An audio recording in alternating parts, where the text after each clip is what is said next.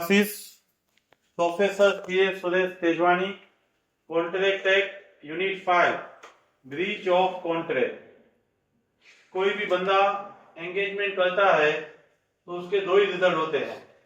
शादी होती है तो unit 4 performance of the contract, और बहुत ज्यादा नजदीक आ जाते हैं, एक दूसरे को ज्यादा जान लेते हैं, तो ब्रीच ऑफ कॉन्ट्रैक्ट यूनिट 5। आज हम यूनिट 5 का रिवीजन करने वाले हैं। जब कॉन्ट्रैक्ट में दी हुई ऑब्लिगेशन परफॉर्म करने में either of the party fail जाती है, रिफ्यूज करती है, अनविलिंगनेस, मैं परफॉर्म नहीं कर पाऊंगी ऐसा बोलती है, तब ब्रीच ऑफ कॉन्ट्रैक्ट होता है। आपकी जो रिस्पेक्टिव ऑब्लिगेशन है प्रोमिसरी की या प्रोमिसी की, वो आप परफॉर्म करोगे तो डिस्चार्ज हो जाओगे और कॉन्ट्रैक्ट परफॉर्मेंस की वजह से डिस्चार्ज होगा, लेकिन नहीं करोगे तो ब्रीच ऑफ कॉन्ट्रैक्ट की वजह से डिस्चार्ज होगा। ब्रीच ऑफ कॉन्ट्रैक्ट दो तरीके का होता है, anticipatory breach and actual breach of contract. Anticipatory breach यानी शादी के अगले दिन जब डांडिया चलता है तब लड़की बोल देती है कि मुझे नहीं चाहिए, तो समय से पहले जो मना बोलता है, before the arrival of the time, refuse और unwillingness, that will be the anticipatory breach. लेकिन जब सब तैयारियां हो चुकी है, मंडप है, महाराज है, स्वाहा पसीना इंद्रो दूध पी के मिद्रो, सब कुछ चल रहा है, उसी टाइम पे बोलते हैं लड़की कहाँ है, तो अंदर की आवाज आए हंडी टपी गई, that is the actual breach of contract. On और ड्यूरिंग द परफॉर्मेंस जो मना बोला बोलते हैं उसको हम बोलते हैं actual breach of contract. Anticipatory यानी before the arrival of the time, refuse और अनविलिंगनेस। उस टाइम पे दो ऑप्शंस प्रोमिसी को मिलते हैं। प्रोमिसर ने तो बोल दिया मैं परफॉर्म नहीं करूंगा, तो प्रोमिसी क्या करेगा, प्रोमिसी भी बोल देगा मैं भी परफॉर्म नहीं करूंगा, रिसाइन द कॉन्ट्रैक्ट। और प्रोमिसी को ऐसा लग रहा है नहीं कोई बात नहीं, अभी देखते हैं प्रोमिसी का दिमाग चेंज हो सकता है, तो वो कंटिन्यू द कॉन्ट्रैक्ट भी रख सकता है। जब कमला का रात को 12 बजे झगड़ा हुआ और कमला ने फोन रख दिया और बोल दिया कि भाई अब तू नहीं, और कलर ने भी उसको ब्लॉक कर दिया, तो रिसाइन द कॉन्ट्रैक्ट। कलर बोला नहीं, उसका दिमाग ये था सब सॉरी बोल देगी, तो continuous of the contract by word और by conduct. If you not acquisitions यानी आपने कंटिन्यू नहीं रखा है तो कॉन्ट्रैक्ट रिसाइन नहीं मानना है। दो तरीके से ब्रीच होता है, एक्सप्रेस और इंप्लाई। फोन पे कमला ने बोला कलर को अब तू नहीं, तो एक्सप्रेस ब्रीच ऑफ कॉन्ट्रैक्ट। कमला का और किसी के साथ शादी देख रहा है कलर, तो इंप्लाइड ब्रीच ऑफ कॉन्ट्रैक्ट। मैंने बोला था कल मैं आपको कार बेचूंगा, तो फोन करके बताया अब नहीं बेचने वाला, तो एक्सप्रेस ब्रीच। वह कार दूसरे को बेच दिया, तो इंप्लाइड ब्रीच। एंटीसिपेटरी समय से पहले, एक्सप्रेसली मना बोल दो, इंप्लाइडली मना बोल दो। आपने मना बोला तो सामने वाला इमीडिएट कैंसिल करेगा और कंटिन्यू रखेगा up to due date. Promisor जब मना बोल रहा है तब 39 में दो ऑप्शन मिले थे, लेकिन प्रोमिसी सेकंड ऑप्शन सिलेक्ट कर रहा है, कंटिन्यू रख रहा है। कंटिन्यू रखना प्रोमिसी के फायदे में ही हो ऐसा जरूरी नहीं है। बोला था 10 अगस्त को मैं आपको गुड सप्लाई करूंगा, 1 अगस्त को मना बोल दिया, हमारा कॉन्ट्रैक्ट प्राइस 1000 था और 1 अगस्त को प्राइस मार्केट में 1100 था। प्रोमिसर ने 1 अगस्त को मना बोला मैं 10 अगस्त को सप्लाई नहीं करूंगा, तो 1000 कॉन्ट्रैक्ट प्राइस, 1100 मार्केट प्राइस, दोनों का डिफरेंस 100 प्रोमिसी को पे करेगा। लेकिन प्रोमिसी वो कंटिन्यू रखेगा। 10 अगस्त को 1050 हो गया है तो प्रोमिसी 50 ही ले पाएगा, 100 नहीं। 1 अगस्त के 10 अगस्त के बीच में गवर्नमेंट ने वह चीज बेचने का बैन कर दिया, तो डैमेजेस नहीं ले पाएगा। कंटिन्यू रखना वो प्रोमिसी के फायदे में ही है ऐसा जरूरी नहीं है। प्रोमिसी कंटिन्यू रख रहा है तभी भी उसको लॉस भी हो सकता है। एंटीसिपेटरी ब्रीच के बाद actual breach of contract. On और during the performance refuse your unwilling. Due date के दिन बोला, मैंने बोला 10 अगस्त को मैं आपको कार दूंगा, 10 अगस्त को मैं फोन करके बताता हूँ आज मुझे चाहिए, मैं आपको देने वाला नहीं हूं। वो actual on due date. During the performance 1000 KG goods देना था, 700 केजी मैंने दिया, बाद में बोला मुझसे नहीं हो पाएगा। During the performance actual breach of contract में जो टर्म्स एंड कंडीशन से कॉन्ट्रैक्ट किया गया है वह टर्म्स एंड कंडीशन से स्ट्रिक्टली परफॉर्म नहीं कर रहे हैं तो भी एक्चुअल ब्रीच ऑफ कॉन्ट्रैक्ट हुआ। आप गए तेल लेने, दुकान वाला तेल देने के लिए आया, बात हुई थी 500 पे पहुंचाना है, लेकिन वो बोला नहीं लिफ्ट बंद है ना तो नीचे रख के जा रहा हूं, तो ब्रीच ऑफ कॉन्ट्रैक्ट ही हुआ। स्ट्रिक्टली जो कंडीशन थी वह कंडीशन के मुताबिक परफॉर्म करते हो तो ही ब्रीच नहीं है, अदरवाइज वो ब्रीच ऑफ कॉन्ट्रैक्ट ही माना जाएगा। ब्रीच का रेमेडीज क्या है? अब कर क्या, प्रोमिसर मना बोल रहा है, प्रोमिसर क्या कर लेगा? सबसे पहले promisor suit for damages, section 73 में कंपेंसेशन डैमेजेस मांगेगा। डैमेजेस में सबसे पहले है ऑर्डिनरी डैमेजेस। आपने बोला था मैं 5000 में गुड्स दूंगा, आप ड्यू डेट पे मना बोल रहे हैं, मार्केट में 5500 है, मैं मार्केट में परचेस करूंगा, मुझे महंगा मिलेगा, आपके पास से मैं 500 डैमेजेस ले पाऊंगा। प्रोबेबल है, नेचुरल है, ऑर्डिनरी है, ये डैमेजेस जो है ना वो ऑर्डिनरी डैमेजेस है। Ordinary damages, special damages and indirect damages, वो समझाने के लिए मैं एक मजाक में एग्जांपल देता हूं। आपका एग्जाम सेंटर पे जनवरी में जब एग्जाम होगी, 2 बजे का पेपर स्टार्ट होने का टाइम है, आपको 1:30 तक पहुंचना होता है। आप सवेरे गैरेज वाले को बोल देंगे, पंचर वाले को बोल देंगे भाई गाड़ी रिपेयर करके रखना, मैं आ जाऊंगा 1 o'clock, लेकिन आप गए उससे रिपेयर करके नहीं रखा। आप वहां से 50 रुपीज दे के एग्जाम सेंटर तक जाओगे, वो रिक्शा चार्जेस ले सकते हो, that is the ordinary damages. नहीं मैं चल के गया, लेट पहुंचा, अंदर नहीं आने दिया, 6 महीना लेट सीए हुआ, उसका मुझे सैलरी चाहिए, इनडायरेक्ट और remote, you can not claim. आप सीए हो चुके हैं, कैंपस इंटरव्यू है, आपने अपना कोट टेलर को दिया हुआ था, उसको बोला था 12:30 बजे मेरे नीता ड्राइवर की लास्ट बस है, रेडी चाहिए, कल कैंपस में जाना है। स्पेशल डैमेजेस नोटिस दिया हुआ था, उसने रेडी नहीं रखा, रेडी करने 1:30 हो गया, आपने एसटी के पास टाटा इंडी का हायर किया और अहमदाबाद पहुंचे, that will be the special damages. आप और कहीं वाया वाया राजकोट होके जाओगे तो ऑर्डिनरी डैमेजेस, खटारे में जाओगे, बस में जाओगे, क्योंकि हमने पहले से बोल दिया था कैंपस इंटरव्यू है, पीस स्टेट ऑफ माइंड चाहिए, मेरी लास्ट बस है, मुझे इसी टाइम पे कोर्ट रेडी चाहिए, नोटिस दे दिया था, तो आप टाटा इंडिका का भी रेंट ले सकते हो। यहाँ पे ऑर्डिनरी डैमेजेस 5000 वाला एग्जांपल दिया हुआ है, उसके बाद स्पेशल डैमेजेस हेटले वर्सेस बक्सेंडल का केस स्टडी दिया हुआ है, वो दोनों में चलेगा। स्टडी मटेरियल में आपको ऑर्डिनरी डैमेजेस में दिया है, जेकेसीस में आपको स्पेशल डैमेजेस में दिया है। बोल उसमें कहना क्या है, आपका बिजनेस मिल का था, उसका क्रेन शाफ्टिंग जो था वो बिगड़ गया था, आपने कैरियर वाले को दिया, वो 2 दिन की जगह पे 7 दिन के बाद वो रिपेयर करवा के ले आता है, तो 5 दिन आपका बिजनेस बंद रहता है। आपने उसको बोला नहीं था कि मेरा 5 दिन बिजनेस बंद रहेगा, इसीलिए 5 दिन का आपका प्रॉफिट फॉरगोन आप क्लेम नहीं कर सकते। क्यों? नोटिस नहीं दिया है, इसीलिए नोटिस नहीं दिया है, स्पेशल डैमेजेस क्लेम नहीं कर सकते, इसीलिए यहाँ पे ये केस स्टडी दिया हुआ है। लेकिन ऑर्डिनरी कर सकते हैं, इसीलिए एसएम में वो ऑर्डिनरी डैमेजेस है वो आपको वहां पे दिखाया है। आप जो पेंट साफ 2 दिन की जगह 7 दिन में आया, 5 दिन में और कैसे हायर पे लिया होगा, higher charges ordinary damages. Business close हुआ, सेल कम हुआ, प्रॉफिट फॉरगोन हुआ, दैट इज स्पेशल डैमेजेस। अब स्पेशल डैमेजेस नोटिस के अलावा क्लेम नहीं कर सकते। नॉमिनल डैमेजेस, नॉमिनल डैमेजेस में रियल में कोई लॉस ही नहीं हुआ है, टू एस्टेब्लिश द राइट, दूसरी बार बंदा न करे, इसीलिए कोर्ट थोड़ा सा भी डैमेजेस बोलेगा, 10 रुपीज, 10 पैसे एक्सेट्रा। आप लेक्चर में लेट आओगे तो मुझे कोई लॉस नहीं है, दूसरी बार वो न करो, मेरा राइट एस्टेब्लिश करने के लिए जितने मिनट लेट आओगे उतने रुपए आपको बाहर बॉक्स में डालना है, बॉक्स में लोग है, और एब्सेंट होगे तो 50 रुपए डालना है, एवरी सैटरडे समोसा खाना है, that is the nominal damages. Nominal damages 10 rupees, 10 पैसे कुछ भी हो सकता है, रियल में लॉस नहीं है, राइट एस्टेब्लिश करने के लिए चार्ज किया जाता है।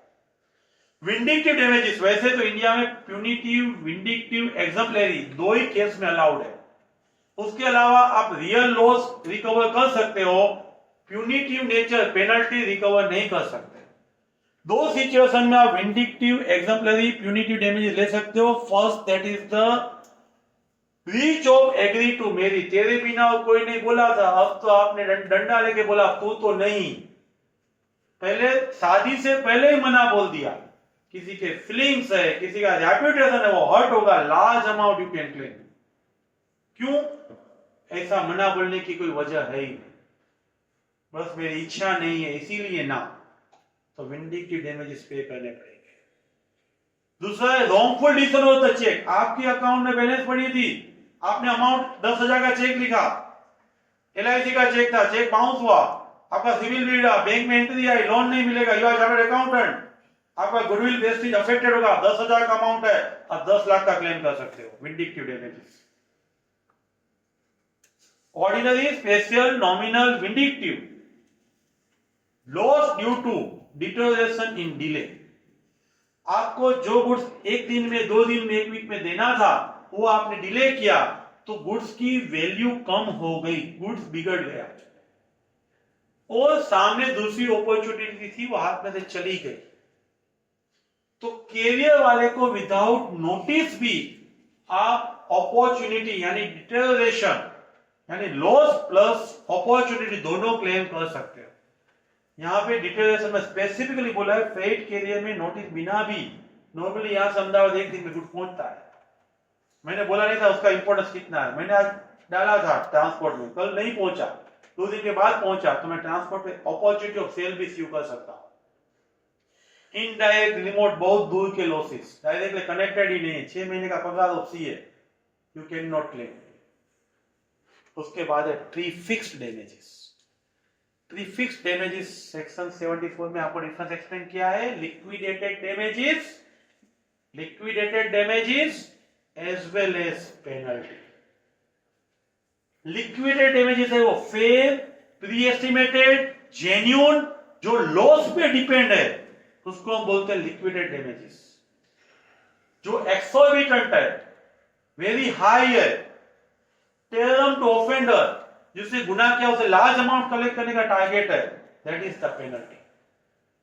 इंडिया में एक्चुअल लॉस से ज्यादा आप डैमेजेस क्लेम नहीं कर सकते। एग्जाम्पल आपको दिया है, कॉन्ट्रैक्ट में 1 लाख लिखा था, 70,000 का लॉस था, तो 70,000 क्लेम कर सकते हो। कॉन्ट्रैक्ट में 1 लाख लिखा था, लॉस 150 का है, तो 1 लाख क्लेम कर सकते हो। कॉन्ट्रैक्ट में लिखा है और damages which ever is less, उतना ही डिसाइड आप ले सकते हो। कोई भी जब सीयू होगा, डैमेज क्लेम होगा, तो उसके लिए कोर्ट सबसे पहले एक्चुअल लॉस डिटरमाइन करेगी, उससे ज्यादा कभी अलाउ करेगी नहीं। इंडिया में इसीलिए दोनों के बीच में डिफरेंस का इंपॉर्टेंस नहीं है, लेकिन इंग्लैंड में डिफरेंस का इंपॉर्टेंस है, पेनल्टी भी लेवी होती है। अगेन डिफरेंस एग्जाम में पूछते हैं तो आपको लिक्विड डैमेजेस है, जेन्युइन है, प्रीफिक्स्ड है, एस्टिमेटेड है, फेयर है, वाइल पेनल्टी है वो एक्सोर्बिटेंट है, वेरी हाई है। इंग्लैंड में दोनों चार्ज किया जाता है, इंडिया में लिक्विड डैमेजेस चार्ज किया जाता है। पेनल्टी ऑफेंडर है, जो गुनाह किया है उसको टेररिज्म, उसको सजा करने का इरादा है, ऐसा कोई इरादा है वो लिक्विडेटेड डैमेजेस में नहीं है। एग्जाम्पल, आपने 10,000 मेरे पास से बोरो किए, आपने बोला था मैं 5 इंस्टॉलमेंट 2-2 हज़ार दे दूंगा। मैं बोला कोई बात नहीं, कभी भी डिफॉल्ट किया तो पूरा आपको 10,000 उसी मंथ में दे देना है, तो ये पेनल्टी नहीं है। 10,000 आपने बोरो किए, 20,000 का बॉन्ड लिख के दिया, मैंने बोला जब आप 1 इंस्टॉलमेंट में डिफॉल्ट करोगे उसी दिन पूरा 20,000 देना है, तो वो पेनल्टी नहीं है। 1 महीने में पेमेंट हो तो 1,000, और 1 महीना और 2 दिन होंगे तो 1,500। फर्दर टाइम अलाउ किया तो अमाउंट बढ़ गया, अदर देन इंटरेस्ट ज्यादा ले रहे हो, that is also a penalty. India में एक एक्सेप्शन है, कहां में पेनल्टी ले सकते हो, जहां पब्लिक इंटरेस्ट इन्वॉल्व है। एमबीबीएस होने के बाद विलेजेस में 3 साल जॉब करना है, वरना 50 लाख का बॉन्ड है, वो पेनल्टी है, वो अलाउड है। यहाँ पे सर्जन डॉक्टर कलकत्ता में काम करेगा तो 50,000 का बॉन्ड साइन किया है, दैट इज अलाउड है। पब्लिक इंटरेस्ट के अलावा इंडिया में पेनल्टी अलाउड नहीं है। लिक्विडेटेड डैमेजेस एंड पेनल्टी के बाद ये सब टॉपिक हमने लर्न किया, वो सूट फॉर डैमेजेस का फर्स्ट पॉइंट था। अभी आगे है स्पेसिफिक परफॉर्मेंस। स्पेसिफिक परफॉर्मेंस आपने जो बोला है वही करना है। उसमें कब ये कंसेप्ट अप्लाई होगा? कोर्ट में जाते हो, आप बोलोगे तो नहीं, कोर्ट अपनी डिस्क्रिप्शन से सर्कमस्टेंसेस सोच के कोर्ट को योग्य लगेगा तो बोले कि नहीं यहाँ पे डैमेजेस नहीं, आपने बोला है वो करना ही है आपको। जब डैमेजेस इनएडिक्वेट है, डैमेजेस सफिशिएंट नहीं है, जब डैमेजेस एस्टिमेट नहीं हो सकते, जब ट्रांजैक्शन यूनिक नेचर का है, तो ऐसी सिचुएशन में कोर्ट में अप्लाई करेगा कोई भी अग्रीव पार्टी, तो कोर्ट वहां पे स्पेसिफिक परफॉर्मेंस बोल पाएगी। स्पेसिफिक परफॉर्मेंस जहां पे पर्सनल स्किल इन्वॉल्व है, पेंटिंग का उसका काम था, उसके दोनों हाथ है वो फ्रैक्चर हुआ था, तो कोर्ट कैसे स्पेसिफिक परफॉर्मेंस बोल पाएगी? पर्सनल स्किल में स्पेसिफिक परफॉर्मेंस कोर्ट नहीं बोल सकती। जहां कंटिन्यूअस नेचर ऑफ ट्रांजैक्शन है, एवरी वीक आइसक्रीम सप्लाई करेगा, वहां भी स्पेसिफिक परफॉर्मेंस नहीं बोल सकते। एक बार शादी में सिर्फ सप्लाई करना था तो स्पेसिफिक परफॉर्मेंस बोल सकती है। एक कंटिन्यूअस नेचर है तो स्पेसिफिक परफॉर्मेंस कोर्ट नहीं बोल सकती। सूट फॉर इंजंक्शन, आपने बेसिक डेफिनेशन ही देखा था, कंसीडरेशन में था टू डू और एब्सटेन फ्रॉम डूइंग। एब्सटेन यानी नॉट टू डू। मैं एक्स प्रोड्यूस नहीं करूंगा, आप वाई मत करना, मैं सी के क्लास नहीं करूंगा, बीकॉम का नहीं करवाना, मैं चाइनीज आइटम नहीं बेचूंगा, पंजाबी नहीं बेचना, ये सब एक एब्सटेनेंस है। आपने बोला था नॉट टू डू, लेकिन आप करने लगे तो कोर्ट आपको रिस्ट्रेन कर सकता है। जब अग्रीड पार्टी स्यू करेगी तब कोर्ट अपनी डिस्क्रिप्शन से आपको रिस्ट्रेन कर सकता है। एग्जाम्पल दिया हुआ है, एक ही प्रोड्यूसर के साथ फिल्म स्टार है, वो काम करेगा 1 साल के लिए, ऐसा बोला था, लेकिन उस इन बिटवीन दूसरे के साथ भी स्टार्ट कर दिया, तो पहला प्रोड्यूसर कोर्ट में जाके फिल्म स्टार को इंजंक्शन लाके मना करवा सकता है। Suit for damages, specific performance, injunction, prefix damages, quantum merit. Quantum merit यानी as much as on, value received, जितना फायदा मिला है उतना तो पेमेंट करना ही पड़ेगा। जब कॉन्ट्रैक्ट वॉइड है, बाकी का कॉन्ट्रैक्ट रिफ्यूज और अबैंडन परफॉर्म नहीं करने वाले हैं, ब्रीच ऑफ कॉन्ट्रैक्ट है, पार्ट कॉन्ट्रैक्ट परफॉर्म हुआ है, बाकी का परफॉर्म नहीं होने वाला है, तभी यह कंसेप्ट अप्लाई होगा। कोई भी सर्विस प्रोवाइड की है, सर्विस रेंडर्ड है, इनकम्प्लीट सर्विस है, ग्रेटिट्यूअसली प्रोवाइड नहीं किया है, अमाउंट लेने के पर्पस से किया हुआ है, तो ऐसी सिचुएशन में क्वांटम मेरिट अप्लाई होगा। एग्जांपल दिया है, 10 बोतल विस्की की सप्लाई करना था, उसमें से 2 बोतल सप्लाई की है, विस्की या ब्रांडी, लेकिन सामने वाले ने एक्सेप्ट कर लिया है, जितना एक्सेप्ट किया है उतना उसको पेमेंट करना पड़ेगा, वरना वो एक्सेप्ट नहीं करता। इसीलिए क्वांटम मेरिट में जितना फायदा मिला है, जितना वैल्यू रिसीव्ड है, वहां तक का पेमेंट करना पड़ता है। कॉन्ट्रैक्ट वॉइड है, बाकी का परफॉर्म नहीं होने वाला है, ग्रेटिट्यूअसली परफॉर्मेंस भी नहीं है। 2 पार्ट है, divisible contract and not divisible contract. Divisible contract है, 5 रूम में से 3 रूम का पीओपी हुआ है तो 3 रूम का पेमेंट ले सकते हैं। एक एडिशनल पॉइंट दिया हुआ है, पार्टी एक नॉट फॉल्ट है, यानी मैंने तो रूम ओपन करके दिया था, मजदूर आए नहीं, तो मैं उस पर स्यू कर सकता हूं। उसी तरीके से मजदूर ने जितना काम किया है उतना भी मेरा लॉस डिडक्ट करके क्लेम कर सकते हैं, तभी क्वांटम मेरिट अप्लाई होगा। इसीलिए बोला है आपको, डिविजिबल में party not at fault full amount recover कर पाएगी, लेकिन नॉट डिविजिबल इनडिविजिबल है तो इनडिविजिबल में लमसम अमाउंट में से बेड वर्क डिडक्ट करने के बाद का अमाउंट क्लेम हो पाएगा।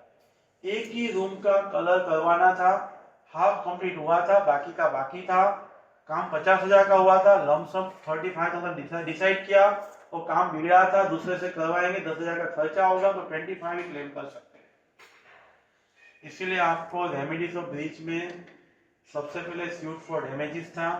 सूट फॉर डैमेजेस में सिर्फ लिक्विडेटेड डैमेजेस इंडिया में अलाउड है, लिक्विडेटेड डैमेजेस कंपेंसेटरी नेचर है। मैं एग्जांपल देता हूं, जय ने मुझे बोला था समोसा लेके आना है, मैं लेके आया, उसका पेमेंट मुझे करेगा, वो कंपेंसेटरी नेचर है।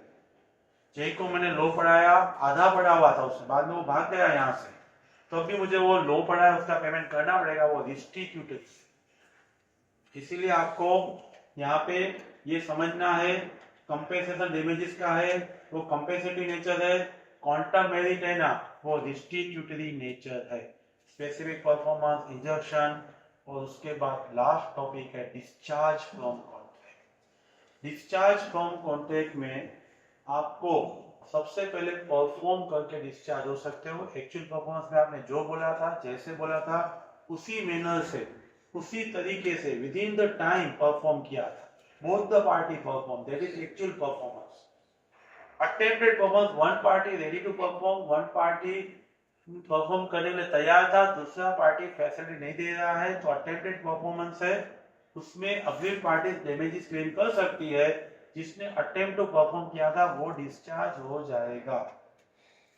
उसके बाद म्यूचुअल एग्रीमेंट सेक्शन 62 है। सेक्शन 62 में नोवेशन, अल्टरेशन, रिसीशन यानी दोनों की सहमति से किया जाएगा तो पुराना कॉन्ट्रैक्ट परफॉर्म करने की जरूरत नहीं है। Impossibility to perform, impossibility to perform में इनिशियल इम्पॉसिबिलिटी इनिशियो वेरी स्टार्ट पहले से परफॉर्म करना पॉसिबल नहीं था।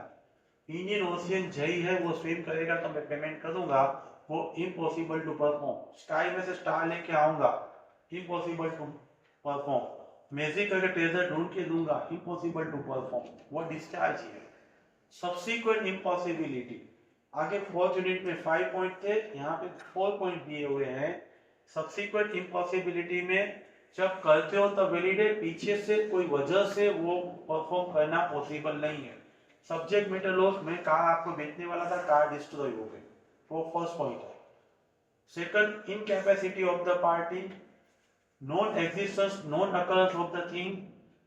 फर्स्ट, आपको बुखार आ गया, आप सिंगिंग के लिए नहीं जा सकते, गला बंद हो गया, इनकैपेसिटी। जो मूवी आप एडवांस टिकट ले लिया था वो बैन हो गई।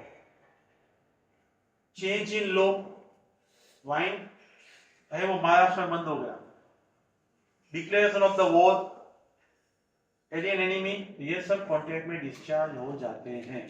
And limitation of the time, इस पर लिमिटेशन है, कोई भी ड्यू 3 साल में आप सीव कर सकते हो, 3 साल हो गए हैं तो डिस्चार्ज हो जाएंगे, टाइम बेड डेट हो जाएगा। Operation of law, operation of law के अंदर डेथ में जो मर गया उसका legal representative liable, deceit person discharge. Insolvency में इंसॉल्वेंट पर्सन डिस्चार्ज, रिसीवर है वो प्रपोर्शनेट पे करेगा।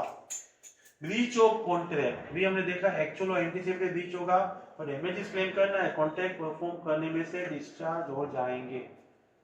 आपको बोला है वेवर एंड रेमिस कम करना। रेमिशन यानी 5 लाख की जगह 1 लाख दे दिया तो थिंक फिट एज सेटिस्फेक्शन, दोनों की सहमति से हुआ है। वेवर यानी पूरा नहीं चाहिए, 5 लाख मुझे चाहिए ही नहीं, that is the waiver. 5 lakh की जगह 1 लाख दे रहे हो, मैं एक्सेप्ट कर रहा हूँ, रेमिशन। दोनों सिचुएशन में पूरे 5 लाख के लिए आप डिस्चार्ज हो जाओगे। आपको यहाँ पे आगे 62 में दिया हुआ है नोवेशन, अल्टरेशन एंड डिसीशन।